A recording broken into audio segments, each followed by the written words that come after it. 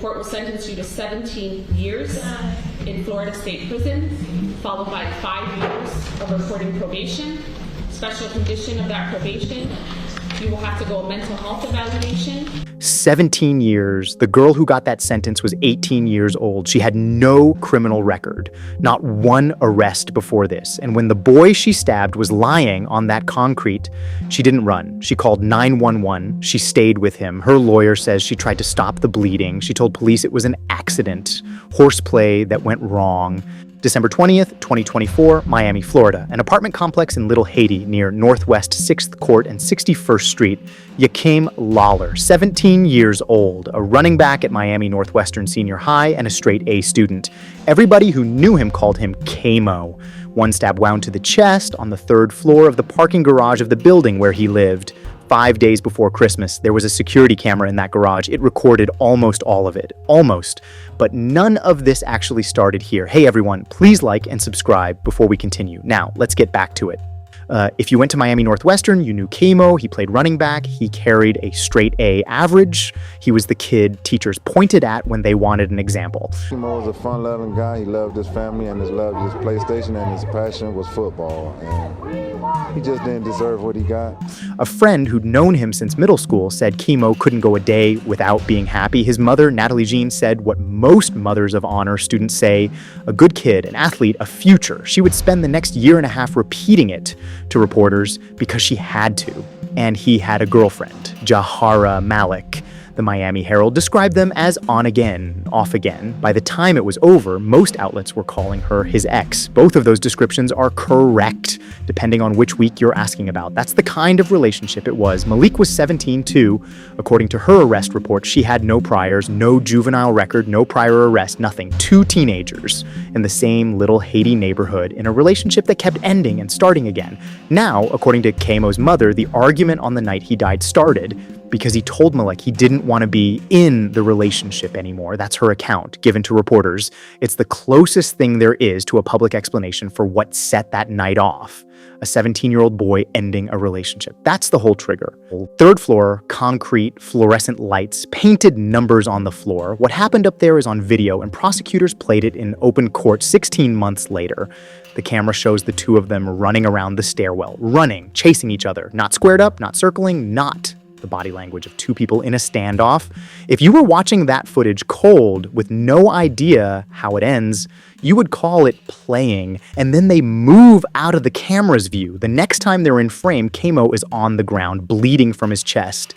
2 women walked out of the courtroom in tears when that video played. Here's what Malik told investigators. According to court records, she said they were horseplaying. She said she pulled out a knife in the spirit of horseplay. She said she collided with him, and that's how the blade went in. Then she stayed. She called 911. Her attorney would say she tried to render first aid.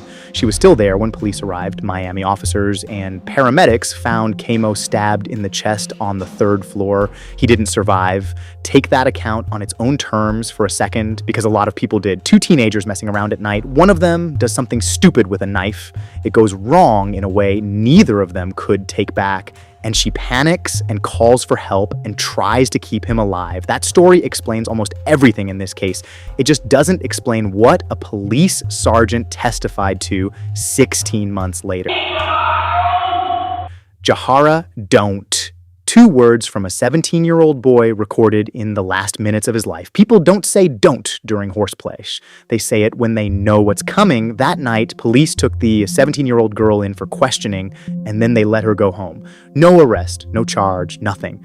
Keimo was buried before the new year, and in the weeks after, his family worked out something most families never have to think about. Nobody had been charged with anything. Police knew who was in that garage. She'd told them she did it. She'd been questioned and released. Miami police said the case was under investigation. The state attorney's office said it was waiting on more evidence from law enforcement. A month went by. So in January of 2025, Keimo's family and their supporters went and stood outside the Miami-Dade state attorney's office. I want justice. That would at least ease the pain a little bit. I shouldn't have to be fighting for my son justice. She said the other half of it to reporters, I shouldn't have to be fighting for my son's justice. His father stood next to her and said he just didn't understand it. They wanted justice. That was the whole demand. Malik was arrested on January 28th, 2025. That's more than 5 weeks after the killing and roughly 2 weeks after that protest. You can decide for yourself whether those two facts are related. She was taken to a juvenile assessment center. 3 days later, prosecutors moved her case into adult criminal court. Florida law let them do that on their own authority. No hearing needed. Hanfield pushed back on the rest of it too. She turned herself in. She tried to render first aid. She cooperated fully. Early on, her lawyers said she acted in self-defense. Later, that argument changed. Not self-defense, not intentional at all. An accident. Bond was set at $50,000 with an ankle monitor. Keimo's family sat in that courtroom and watched her walk out of it. And then, for a year, nothing happened. By January of 2026, the family was back in front of cameras. This time, they weren't asking for an arrest. They were asking for a trial date. Her question to reporters was blunt. It's not like we're looking for a murderer. We know who did it. So what is the holdup? Even Judge Hernandez said in open court that she was concerned about the lack of progress. Then in March of 2026, it ended, not with a trial. On March 16th, Jahara Malik stood up and pleaded guilty to manslaughter. Now here's where things get complicated, and this is the part almost everybody missed. There was no plea deal, no agreement with prosecutors, no negotiated number, no cap on what she could get. She pleaded guilty to the charge and handed a judge total control over the rest of her life. Judge Hernandez said it to her face from the bench. There would be no guarantees. Her maximum exposure was 30 years. That hearing ran more than 5 hours. Keimo's side wore shirts with his face on them. Witness after witness came forward. His family asked for the maximum. Her family and friends asked the judge to send her to boot camp instead of prison. The knife was entered as an exhibit and shown to the court. So was the garage video. The judge had to stop the proceedings more than once. Keimo's aunt told the court she was using everything she had not to go after Malik in that room. She told her it would always be a fact that she was a murderer. The rest of what she said was harsher than anything I'm going to repeat here. Keimo's father said the family believed she'd been undercharged from the start. Prosecutors asked for 20 years plus 10 years of probation. What I did, and every day I sit and think about the damn. She called herself reckless. She said she wished she could go back and change it, and she couldn't, and that was the worst part. And then Judge Hernandez gave her findings. She started by saying she believed the remorse was real. Then she took the accident defense apart in 3 sentences. Not isolated, meaning the court had heard evidence that this wasn't the first time she'd been aggressive with him, not unsophisticated, meaning the judge didn't accept that this was clumsy or accidental or the result of 2 kids colliding, and on the wound itself, she was blunt.